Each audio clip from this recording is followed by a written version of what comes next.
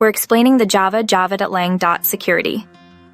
Exception: GoogleCertificatesRslt Not Allowed error. This error typically pops up when your Java application tries to access Google services like Google Maps or Google Play services but encounters a security restriction. It essentially means your app isn't authorized to use certain Google resources. 1. Understanding the root cause. The core problem lies in how your Java application interacts with Google's security infrastructure. Google uses certificates to verify the authenticity and integrity of its services.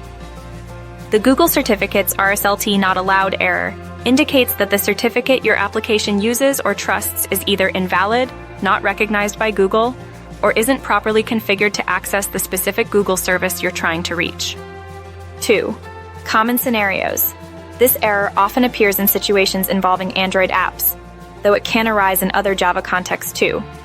It might occur during the initialization phase of a service that relies on Google Play services, perhaps when attempting to get location data, handle in-app purchases, or access other Google APIs.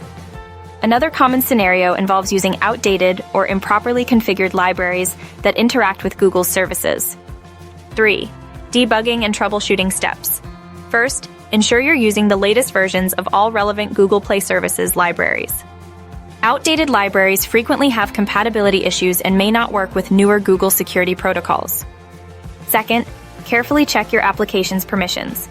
Make sure you've correctly declared the necessary permissions in your Android manifest or equivalent configuration file for other Java contexts to access Google services. These permissions are crucial for authorizing your app to use Google's resources. Third, verify your project's security configuration. If you're using a key store, ensure that it's properly set up and contains the correct certificates. Double-check your certificate's validity and expiration date. An expired certificate is a common culprit.